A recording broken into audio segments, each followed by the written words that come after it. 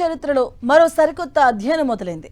నెల్లూరు జిల్లా శ్రీహరికోటలోని Satish Dhawan space centre నుంచి తొలిసారిగా ప్రైవేట్ ఉపగ్రహ రాకెట్ ప్రయోగం చేపట్టబోతుంది.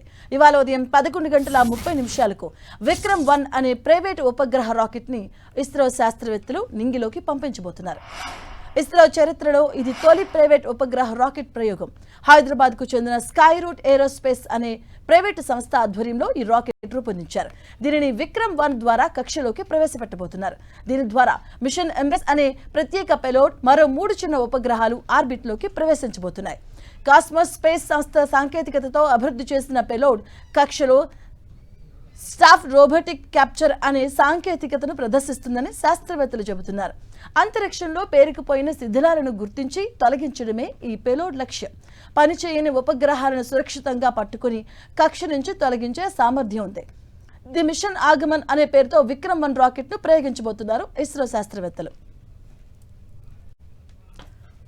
ఇదే అంశానికి సంబంధించిన పూర్తి డీటెయిల్స్ మా కరెస్పాండెంట్ దేవకుమార్ అందిస్తారు. దేవకుమార్.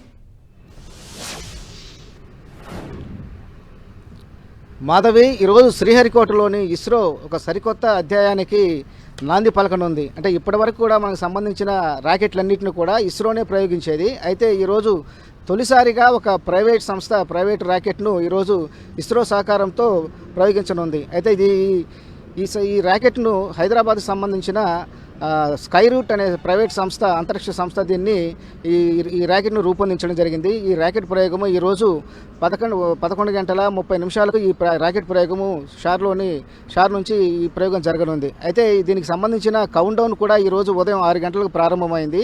అది కొనసాగుతూ ఉంది. 5:30 వరకు ఈ కౌంట్ డౌన్ కొనసాగుతుంది. ఇది కౌంట్ డౌన్ పూర్తయిన తర్వాత 11:30 ఈ రాకెట్ నింగిలోకి దూసుకెళ్లనుంది.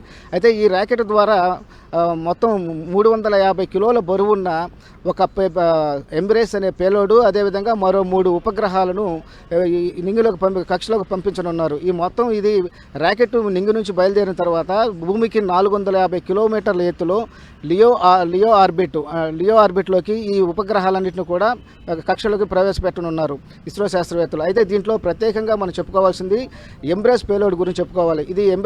దీన్ని ఎంబ్రేస్ పేలోడ్ను ఇది కాస్మోస్ స్పేస్ అనే సంస్థ దీనిని అభివృద్ధి చేసింది. దీంట్లో ఒక ప్రత్యేక టెక్నాలజీ కూడా ఉంది. ఇది కక్షలోకి ప్రవేశపెట్టిన తర్వాత ఇది సాఫ్ట్ రోబోటిక్ క్యాప్చర్ అనే టెక్నాలజీని కూడా ఇది ప్రదర్శిస్తుంది.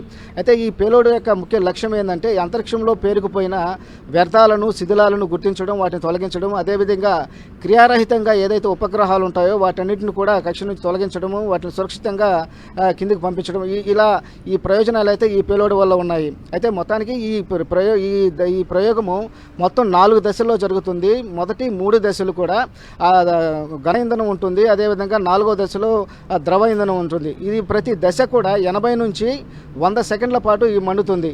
ఈ ర్యాకెట్లో ఏదైతే దేశీయంగా అభివృద్ధి చెందిన 3D ప్రింటెడ్ ఇంజన్లు, అదేవిధంగా ద్రవ ఇంధనంతో ఈ ర్యాకెట్ అనేది పనిచేస్తూ ఉంటుంది. అయితే మొత్తం ఈ పేలోడ్ గురించి చెప్పుకుంటే ఇది పూర్తిగా అంతరిక్షంలో ఉన్న వ్యర్థాలను తొలగించడం, అదేవిధంగా పనిచేయని ఉపగ్రహాలను గుర్తించి వాటిని కిందికి పంపించడం జరుగుతుంది. ఈ విధంగా ఈ ప్రయోగం జరుగుతుంది. మొత్తం 15 నిమిషాల 46 సెకండ్లో ఈ ప్రయోగం పూర్తవుతుంది.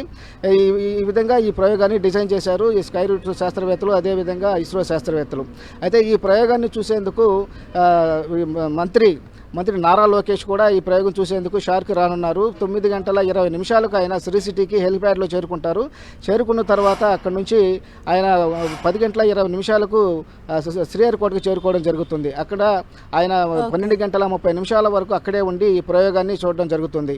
జరిగిన తర్వాత ఆయన హెలిప్యాడ్లో అక్కడ నుంచి రోడ్డు మార్గాన్ని బయలుదేరి శ్రీ సిటీకి వెళ్ళిపోవడం జరుగుతుంది. అక్కడ శ్రీ సిటీలో కొందరు పారిశ్రామికవేత్తలతో మీటింగ్ ఉన్నట్లుగా తెలుస్తోంది. ఈ విధంగా ఈ ప్రయోగం అయితే ఈరోజు జరగనుంది.